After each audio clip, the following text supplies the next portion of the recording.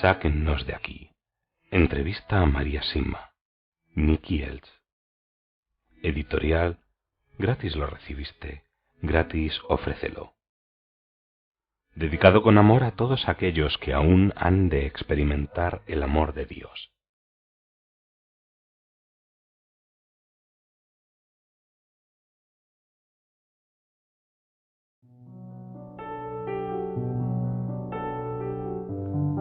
El purgatorio.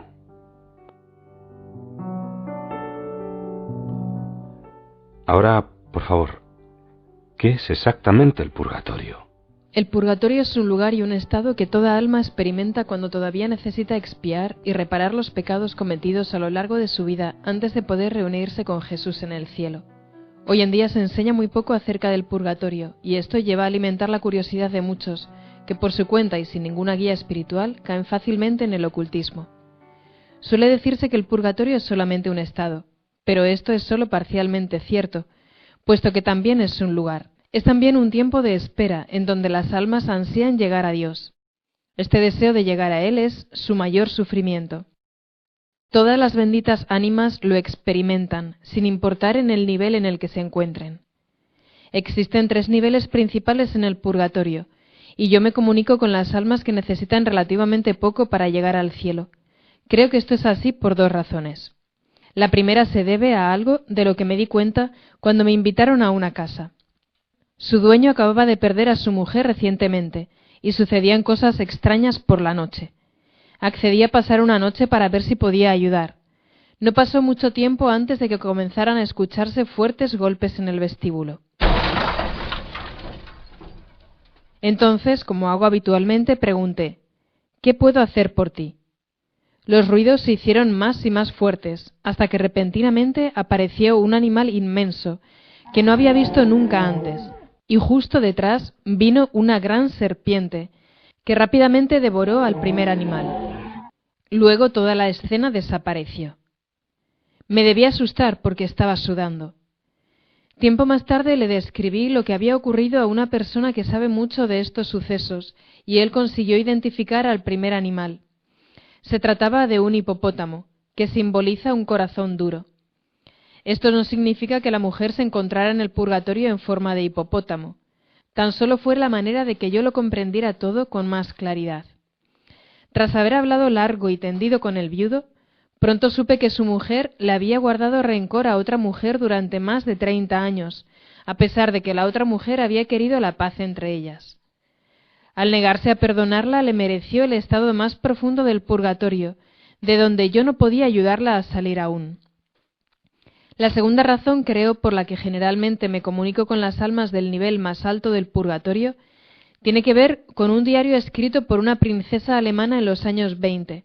Durante muchos años se comunicó con las almas de los niveles más profundos, y muchas de esas descripciones son ciertamente monstruosas y mucho más dolorosas de las que yo he visto. ¿Hay otras diferencias entre los niveles más altos y los más profundos del purgatorio? Satanás puede atacar a las almas del nivel más profundo, pero no puede hacerlo a los que se encuentran en los niveles más altos. Es cierto que se nos pone a prueba mientras estamos aquí en la tierra, y que eso cesa al morir. Sin embargo, las almas del tercer nivel, el más profundo del purgatorio, deben sufrir en primer lugar por los pecados que cometieron antes de que las oraciones, las misas y las buenas obras que podamos ofrecer por ellas puedan serles beneficiosas. Y una parte de ese sufrimiento es que continúan siendo atacadas por Satanás. Los diversos niveles del purgatorio son diferentes de la misma manera que todas nuestras dolencias en la tierra son diferentes. Puede tratarse de la mera inflamación de una uña o hasta de un fuego que puede consumir la totalidad del cuerpo. Este fuego existe solamente en los niveles profundos, pero no en los más altos.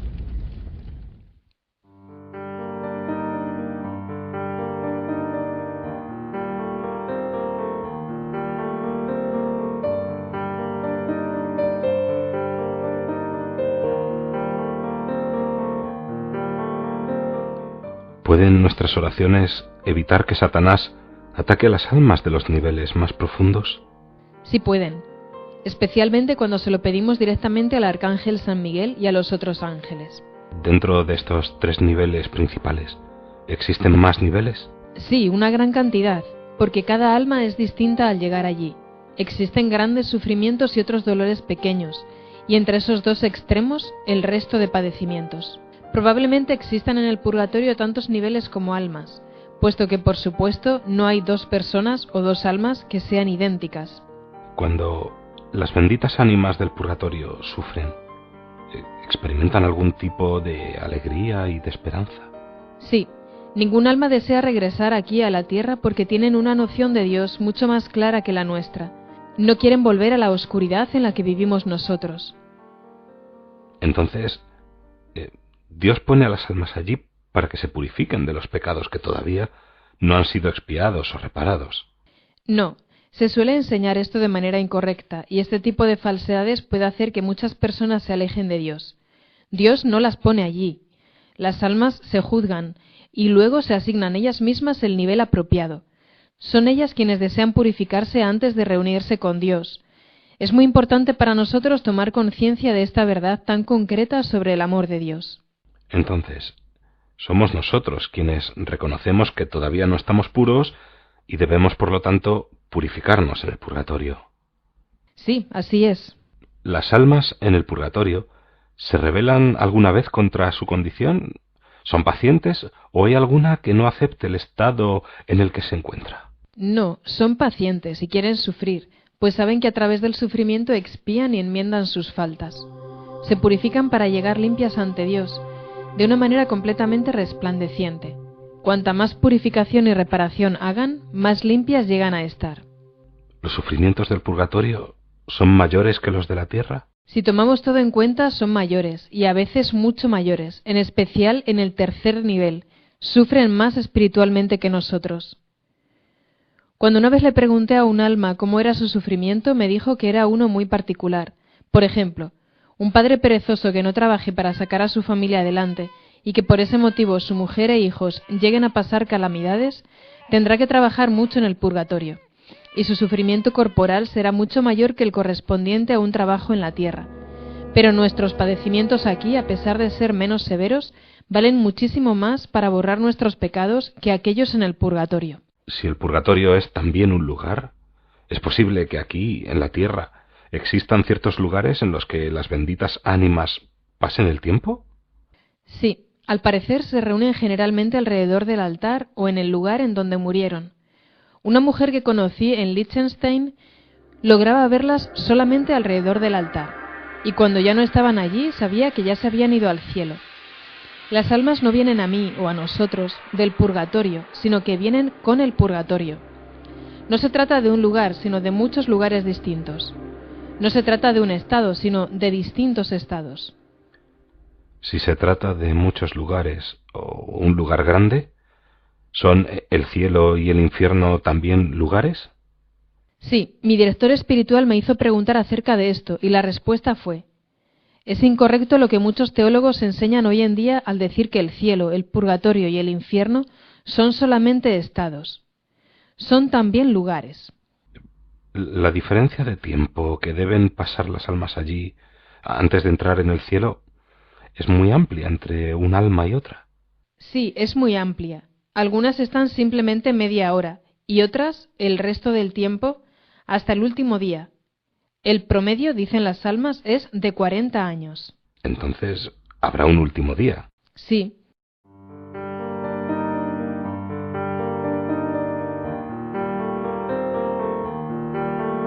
¿Puede un alma del purgatorio ver y comunicarse con otros a su alrededor? Siempre son conscientes de la presencia de otras almas y saben que no están solas cuando han actuado muchas juntas para hacer algo, pero rara vez se comunican unas con otras. María, ¿pueden leer? Sí pueden, leen espiritualmente. Esto lo sé porque cuando vienen a mí no tengo que leerles los nombres o las preguntas que tengo preparadas, simplemente las toman del papel. ¿Cuánto saben de sus familias? Diría que prácticamente todo. Nos ven todo el tiempo. Escuchan cada palabra que pronunciamos sobre ellas y saben lo que sufrimos, pero no conocen nuestros pensamientos.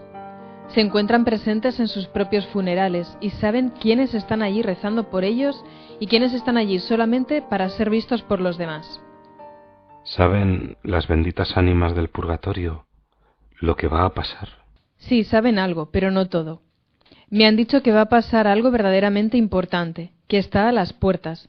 Durante muchos años decían que estaba delante de la puerta, pero desde mayo de 1993 han usado la expresión a las puertas. Será algo para la conversión de la humanidad, y a una escala menor me han contado cosas que ocurrieron poco tiempo después. En el verano de 1954 me avisaron de las inundaciones que hicieron tanto daño en esta región. Otra vez también me dijeron que aún había personas con vida bajo la nieve tras una avalancha, así que los equipos de rescate continuaron buscando más tiempo de lo previsto, y en efecto consiguieron localizar y salvar a esas personas 2 días después de que les pidiera que por favor siguieran con la búsqueda. Se dice que después de esta vida el tiempo ya no existe. Pero por otro lado, usted dice que el purgatorio es un tiempo en el que se anhela a Dios. Por favor, explique esto. Es correcto afirmar que tras esta vida ya no existe el tiempo, pero cuando nos dicen que un alma debe sufrir determinado tiempo, se refiere a una traducción a nuestro tiempo. Las almas pueden decir que aún deben sufrir más, que no han sido liberadas todavía o que sus sufrimientos han disminuido. Cuando hablan de un tiempo concreto o cuando indican una cantidad de misas, eso simboliza la intensidad y la cantidad de su sufrimiento. ¿Tienen las benditas ánimas del purgatorio cuerpos como los nuestros? ¿O tienen, digamos, un cuerpo espiritual? Dicen que no se dan cuenta de que no tienen su cuerpo.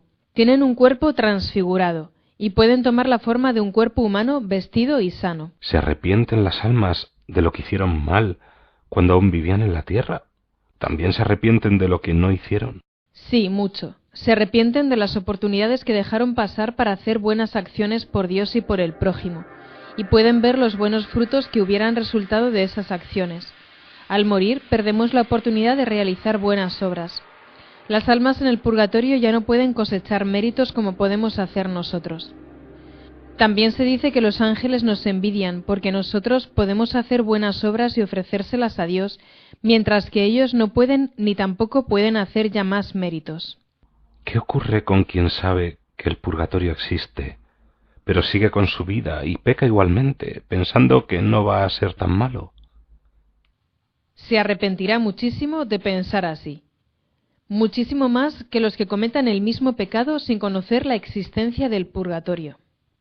¿Cuál es el principal objetivo de todo lo que usted experimenta? Dios lo permite para que a través de mi apostolado otras personas entiendan claramente que nuestro tiempo en la tierra es solamente para ganarnos el cielo. Nuestro objetivo aquí es ser buenos unos con otros y de esta manera reunirnos con Dios, tanto aquí y ahora como luego en la eternidad. Cumpliendo esto, la vida se vuelve mucho más preciosa para todos y también se ve claramente las vidas absurdas de tantísimas personas. Nos muestra la inmensidad del amor de Dios y que la vida puede ser de una belleza gloriosa cuando trabajamos a su lado. Así que lo que se me da a conocer debería servir para que muchos encuentren una orientación más clara y definitiva a su vida, si desean cumplir la voluntad celestial de Dios y participar de su belleza. Y resumiendo, ¿qué es lo que usted misma ha aprendido a lo largo de todos estos años de experiencias tan singulares? Amar a Dios con todas mis fuerzas.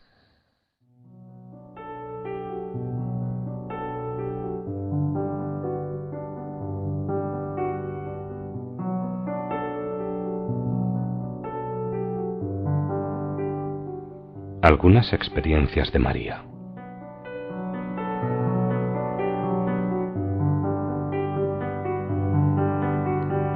María, ¿qué le ocurrió la primera vez que recibió la visita de una bendita ánima del purgatorio?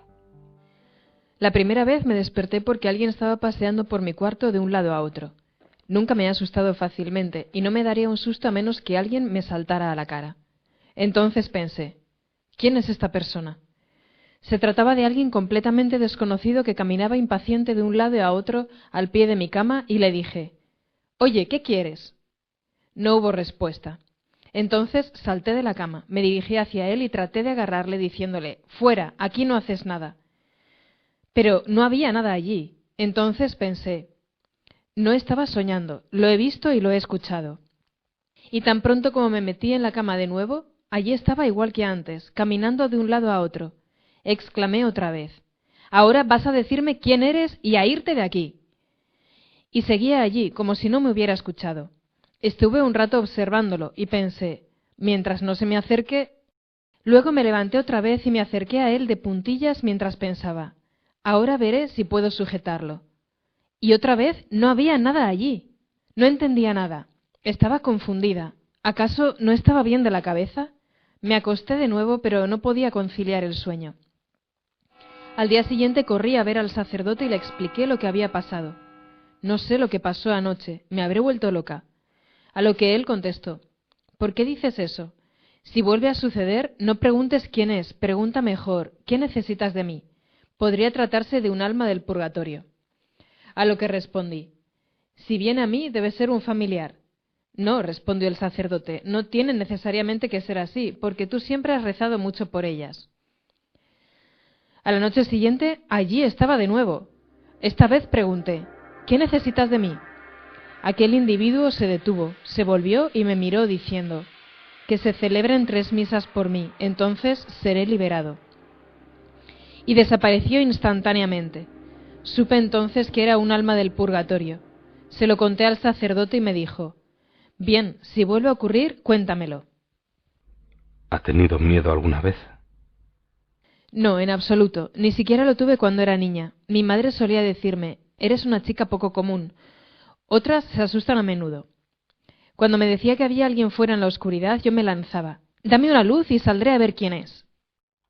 María, al parecer es usted bastante conocida en la actualidad, pero al principio vivía muy recluida.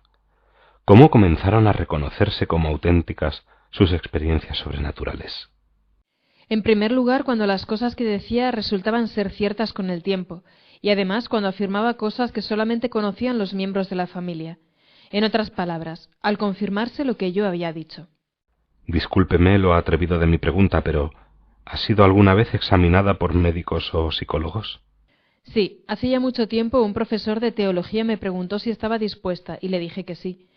El resultado del estudio fueron 6 hojas redactadas por profesionales que se encuentran disponibles y que fueron recopiladas por un doctor en psicología en Innsbruck. Una copia del estudio se guardó en los archivos del editor de un pequeño libro acerca de mis experiencias que se publicó hace 25 años.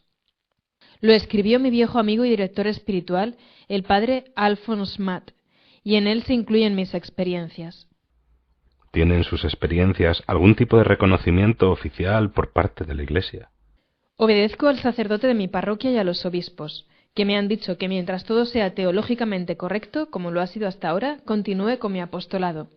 En un principio, el obispo Wettner no estaba muy de acuerdo con que yo pudiera recibir respuesta para otras personas.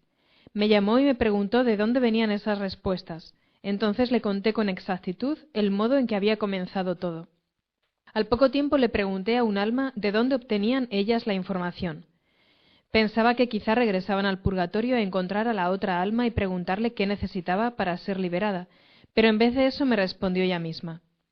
No, toda la información que te traemos viene de y con el consentimiento de la Madre de la Misericordia. Cuando mi buen obispo escuchó esto, dijo, bueno, en ese caso no puedo decir ni diré nada en contra.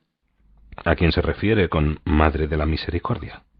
Oh, este es uno de los tantos nombres que se le dan a la Santísima Virgen María, la Madre de Jesús y por tanto la Madre de todos nosotros. Madre de todos nosotros. Sí, debería ser el modelo de madre y guía de todos, y por ser la Madre de Jesús también es nuestra Madre. ¿Cuántos obispos se han sucedido desde que tiene estas experiencias? ¿Todos la han apoyado?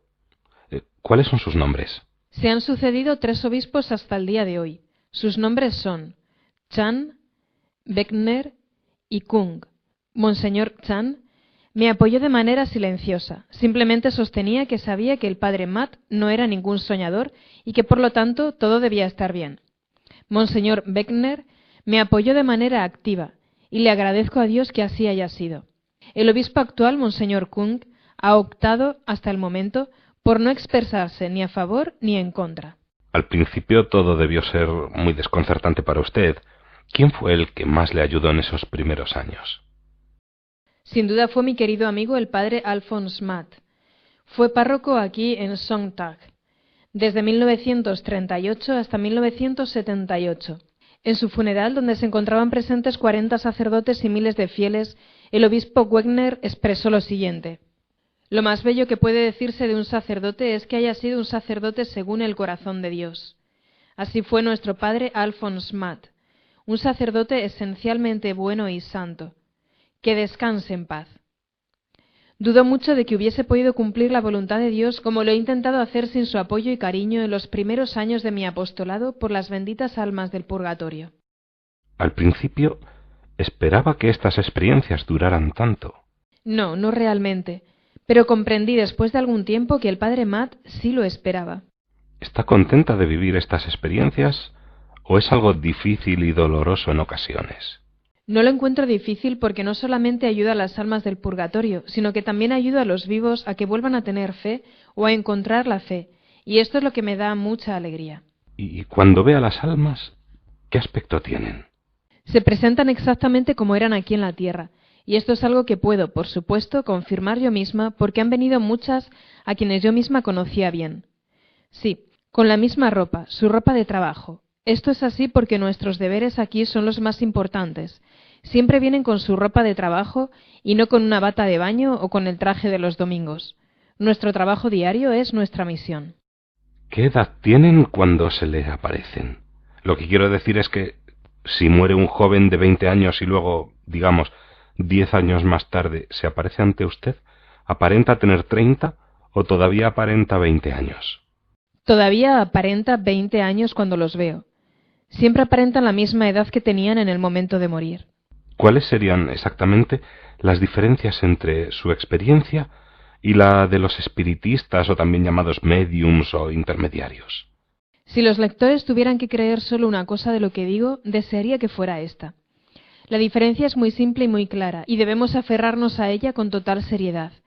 Lo que ocurre con los espiritistas es que creen que están llamando a las almas de los muertos, pero si hay alguna reacción a su llamada, se trata siempre y sin ninguna excepción de una respuesta de Satanás y sus colaboradores.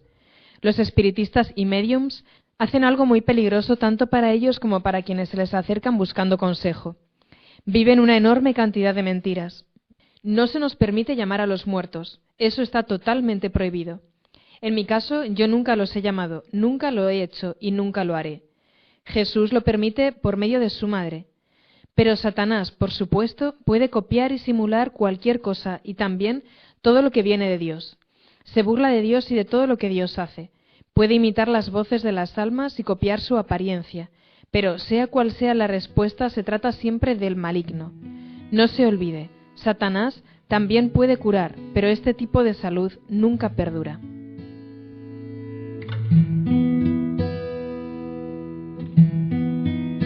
Sáquennos de aquí. Entrevista a María Sima. Nicky Elch. Editorial. Gratis lo recibiste, gratis ofrécelo.